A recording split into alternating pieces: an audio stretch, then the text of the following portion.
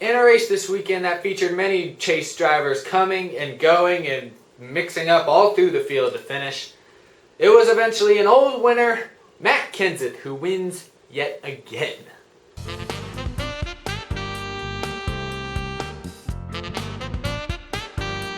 Hello there and welcome again to my second edition of my Chase Race Review show. I hope you're enjoying these. These are pretty entertaining to make, and it's fun to listen and reply to your comments after I make these types of videos, listen to what you guys have to say. This week I am reviewing the New Hampshire Motor Speedway race from September 22nd, and it's a pretty good race in my opinion, but of course I am a Matt Kenseth fan, so of course I would be happy. But getting into some more details, if you don't already know, I'm just going to spoil it now because it's really not that surprising. Matt Kenseth wins his 7th race of the season, which is now just adding on to his new career high. It was also his 500th career start this weekend. He was driving a special paint scheme and he won anyways. He's now won the first 2 races of the chase and 3 out of the last 5 Sprint Cup races overall. So to say that he's hot is somewhat of an understatement. But I'll get into that a little later. Started off, I want to talk about kind of just a basic overview of what happened during the race here Sunday afternoon. Martin Truex Jr. led the race early after starting, I believe, 3rd. He ran strong race in general, and even with the news coming earlier this week that Napa Auto Parts would be leaving as sponsor next year after all the Richmond scandal and just all the bad media attention that they were getting from that Michael Waltrip Racing problem thing that went on at Richmond and all the penalties. So after being announced that that would happen, Martin Truex Jr. answered them by basically dominating the first half of the race, led most of the laps, but eventually he was overtaken by Matt Kenseth. Now later on in the race, due to some strategy calls, Jeff Gordon finds himself up front, and when they go into pit with about 100 laps to go, Jeff Gordon takes 4 tires after shooting through his pit box, which ends up putting him really far back. Most of the other people take 2 tires, including Clint Boyer, who actually, I believe, if I'm not mistaken, took no tires, but that may be wrong. He restarts in the lead with 95 laps to go and is eventually relatively quickly passed. Matt Kenseth eventually ends up taking the lead for him, and Kenseth would basically hold on to it for basically the rest of the race, pretty much. With about 50 laps to go, Casey Kane spins out on the restart, and that would bring out the final caution of the day. And with this final caution, Matt Kenseth was able to restart and hold off Kyle Busch and Jimmy Johnson for the lead. Greg Biffle eventually made a nice move. He ended up finishing 3rd, got around Johnson, and it basically ended just like it did last week with Matt Kenseth holding off his teammate Kyle Busch for the win. So 2 straight runner-up finishes for Kyle Busch to his same Joe Gibbs Racing teammate, Matt Kenseth. In his post-race interview, he seemed bittersweet because I bet second place and second place to start the chase most years would give you the points lead, but when you got a guy like Matt Kenseth who's basically come out and dominated these first 2 races, he's led the most laps, he's gotten max points out of both races. It's kind of hard to be happy when finishing second twice is actually making you lose points. You're further behind now than you were when you started, and that's tough to believe. Another tough break is for Dale Earnhardt Jr. specifically. I thought it was kind of interesting. After last week when Dale Jr. blew an engine and had a tough finish, a lot of people were questioning whether or not he still had a championship chance. And I thought he still did, but it was a very faint one. But after interviews this week with Steve Letarte, where they basically said they knew they were done. And I think that's definitely, whenever you say that you know that you think you're done, then that definitely doesn't bode well for you trying to come back and win the championship. It basically says, we're done, we're not going for it anymore, we know we can't get it. So Dale Earnhardt Jr. is officially out of the chase. Even though he had a strong showing today, I believe he finished 6th, but despite finishing 6th, he still lost points to Matt Kenseth in the point standings because, of course, Kenseth won again. So Dale Earnhardt Jr., with a top 10 finish, still lost points. He's 62 points out of the lead, if I'm not mistaken. Yeah, so he's more than a race and a half. He's about a race and a half worth of points out of the lead right now. So yeah, to agree with Steve Letarte, they are done. And leads me to talk about some of the point standings really quick.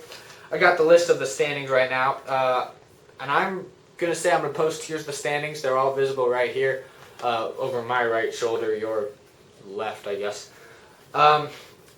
You look at the standings right now, the top 3, Matt Kenseth, Kyle Busch, and Jimmy Johnson, they're obviously, I don't think we should say it's a three-man race just yet, but it's extremely close to being a three-man race right now because they have obviously, I mean, Jimmy Johnson's got it. It's 18 points behind him to Carl Edwards and Greg Biffle.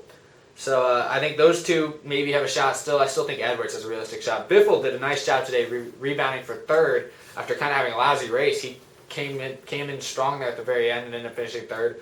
So that's basically kept his championship hopes alive.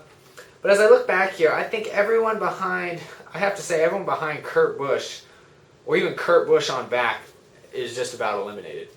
I know there's still 8 races to go, but you just got to look at the way that Matt Kenseth, Kyle Busch, and Jimmy Johnson have finished top 5. The three of them have been in the top 5 in both of the first 2 races. I mean, Kenseth and Busch have finished 1-2 the first 2 races. So right there, that just the fact that Matt Kenseth, who is a points leader coming in to begin with, has won the first 2 races, has just put some of these guys like Joey Logano and Dale Earnhardt Jr., Casey Kane, people who've had struggles, it's just made those struggles just even worse. It's got to the point where now, like, where you can maybe handle 1/30th or worse finish in the chase and still be okay.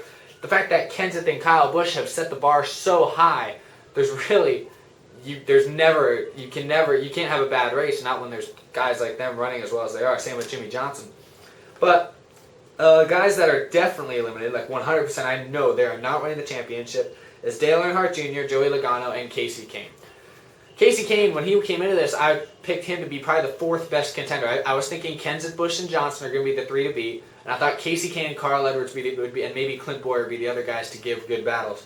Casey Kane, though, did not run very well last week at Chicagoland, and this week at New Hampshire was running around the top 10, top 5, top 10, until he got caught up, got loose, got spun out, trying to make a pass on Brian Vickers right after a late restart, and spun out, hit the inside wall, and basically ruined his day. He finished, I believe, 37th. And now he's 71 points back. That's almost 2 races. That's about a race and 2/3 worth of points he's back there. And as I said before, with guys, when you got guys like Kenseth, Busch, and Johnson that are just running as they're dominating these races. I mean, they're taking up the top 5, the top 3, top 4 positions every week.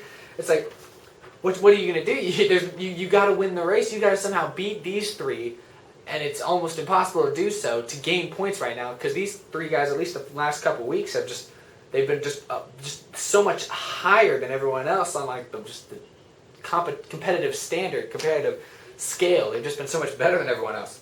So I think Casey Kane is done, unfortunately. Even though I think he has a really good chance of still going out and winning a race or 2 here before the chase is over. But it's not going to help him anymore at this point. He's got nothing. He's just out there getting ready for next season, I think.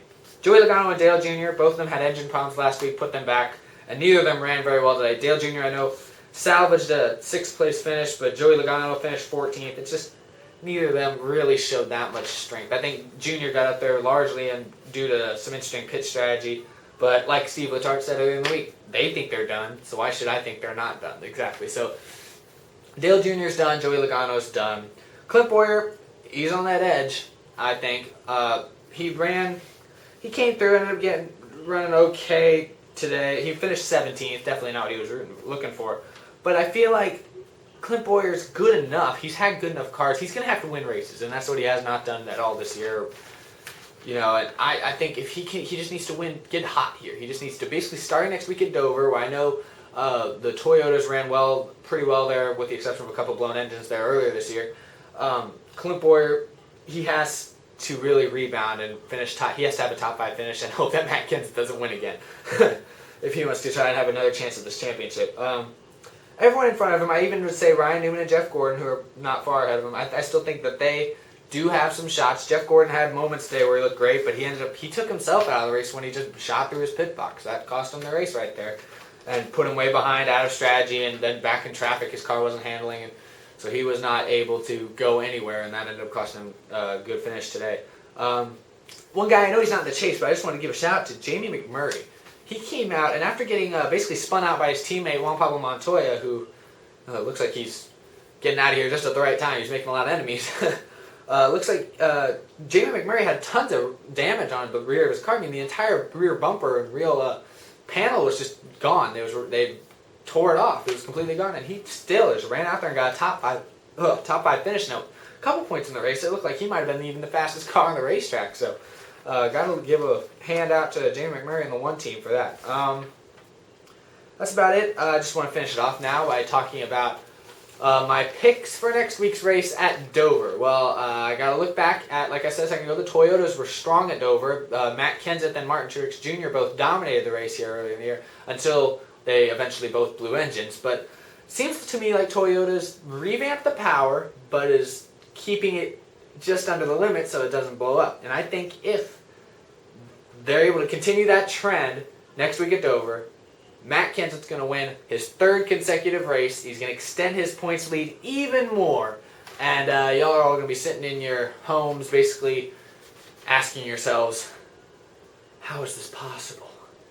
I mean, it's going to be a blowout. I just have to say, Matt Kenseth is best. Dover's his best track on the circuit. He was probably going to win earlier in the year. He had an 8-second lead at one point until he eventually blew his engine. But I think Toyota's gotten over their engine problems and looks to be at just the right time because they got their guys finishing 1-2 the first 2 races of the chase. So that's the end of my show. I will be making my video this Wednesday or Thursday probably. Just my mid-race talk thing. So if you want to, I'm going to be answering a lot of your comments or questions. So if you have any comments or questions, post them down below. And if it's relevant, I will answer it later this week. So I guess that's it. I will see you guys later with my next Chase Race review next Monday from the video. So look forward to that, and I will see you guys later.